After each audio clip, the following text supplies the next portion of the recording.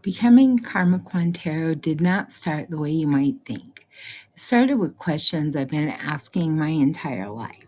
For as long as I can remember, I've lived with experiences I couldn't explain. I spent years searching for answers, not because I wanted to become anything, but because I needed to understand what has always been happening to me. I wasn't searching to find myself, I was trying to help someone else. A close family member going through cancer, and I had felt an overwhelming need to understand healing, not just physical healing, but healing through the mind and through belief. Around that time, I found myself drawn back to listening to Joe Osteen. He often talks about prayer as an act of surrender, that when you pray, you give it to God, and from that point on, you thank God for the healing as it's already done. I understood what he was saying, of course. I understood the power of belief, but at the same time, I had lived another reality. I watched my mother pray with the same faith, the same devotion, and it hadn't worked for her. So while I believed in what Joel was teaching, I also knew there had to be more. I wanted to understand what was actually possible. I wanted to understand how people healed, and people healed themselves. The question stayed with me, especially because prayer had already been a part of my life. I prayed for years to make spirits go away, and while it worked to an extent, it was never permanent. Things would quiet down, but they always came back. They told me something important: belief mattered. But belief alone wasn't the whole answer. That search pushed me into books, courses, teachings far outside anything I had explored before. I had read about self-healing, consciousness, and the mind, but much of it felt unreachable, too technical, too abstract. I couldn't figure out how to get to the actual apply what I was learning in real life. I also was reminded I had read years earlier a book called Talking with Heaven. James Van Prow wrote about how his paranormal and physical experiences, which began in childhood, gave him a sense of hope and understanding of God's existence in a way that institutional Christianity never had. That stayed with me because it reflected something I felt but never had a language for. That was the experiences weren't separate from spirituality, but another way of understanding it.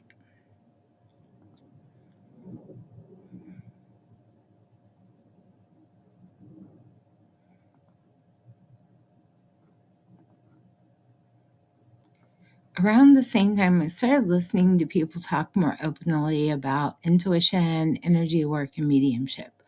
One story in particular stayed with me: how taking a Reiki course had opened awareness and created a sense of safety and protection, and that it opened up her eyes to reality she hadn't known before.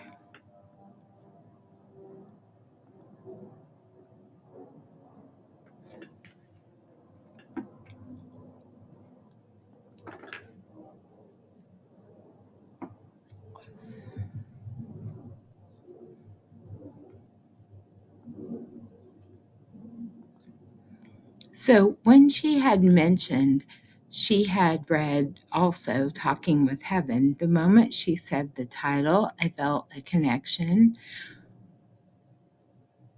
I had already known the book. I read it years earlier, and hearing it come up again felt intentional, like another thread leading back to the same place.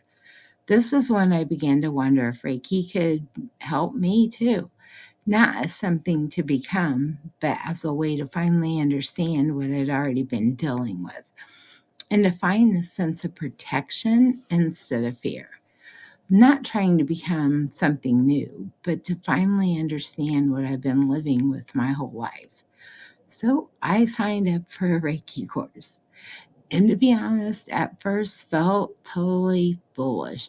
I didn't feel anything. It felt fake, like I was pretending something was happening when it wasn't. I questioned myself constantly. I wondered if I was imagining things or forcing meaning where there was none. At the same time, I was consuming everything I could: courses, teaching, mentors, always searching for answers. Eventually, I worked with a mentor who kept asking me the same question over and over: why are you afraid? What are you afraid of? And that's when I had to be honest with myself. Early in life, when things felt overwhelming and intrusive, the only way I knew to cope was through prayer. I prayed for it to stop, to go away, to leave me alone. But in actuality, it never really did. What prayer did was teach me how to shut everything down, to push it away, to stay guarded, to survive by not engaging. Even though I learned how to protect myself, the experiences never truly left, and neither did the fear. So my guides later came into my awareness, and even though nothing about it felt threatening or wrong, that fear was still there.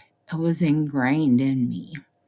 I wasn't reacting to what was happening in the moment. I was reacting to what I lived already, what I'd already dealt with. Eventually, I decided I needed to stop avoiding the experiences and actually confront them. So I tried meditating. Now, this is not easy for me. I have ADHD, and when you spend your whole life being afraid of spirit, sitting quietly and opening yourself up takes a lot of courage. I'll be honest. I was a little afraid to do this. I remember being very clear. I said, I'm not asking to see anything. I know you're there.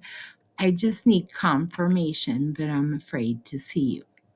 And that's when it happened. The most loving hand I ever felt in my life came over my face gently, calmly, like it was closing my eyes. I laughed out loud a little bit at this point because I'm like, my guy's got a sense of humor. I don't want, and I was like, maybe not touch me either. But that was the confirmation I needed. It was experiencing in that moment wasn't something dark, something harmful, something the devil could be doing. That touch was so loving, so there, so supporting. I knew it was nothing negative. In that moment, I knew I was safe. I knew the energy around me was positive. I knew I wasn't being followed. I was being supported. From that point on, the fear, I'm not going to say it completely stopped, but it was pushed back very far. And I was more open to being, I guess, more open to being conscious and aware, and more open to understanding.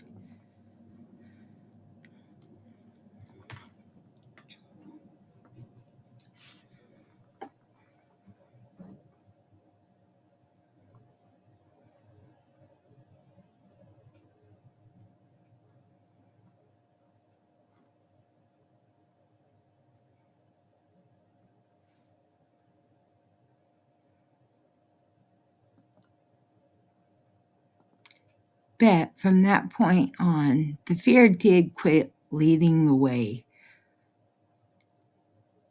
I was on to something bigger than what I had even understood, and something that I would be so grateful for beyond more than I could ever understand.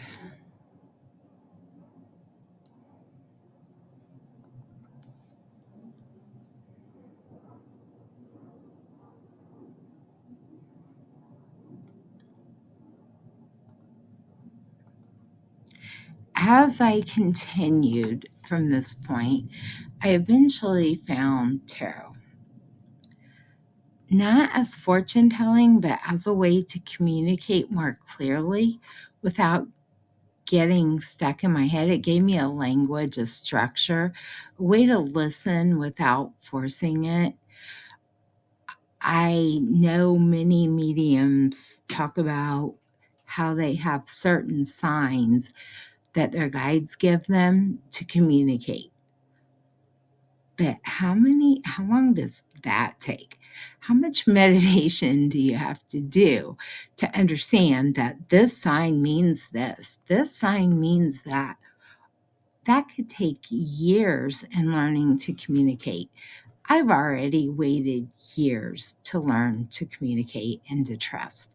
So I didn't want to take that much more time to be able to communicate with something that now was so exciting to me. And now that I could actually listen and learn from.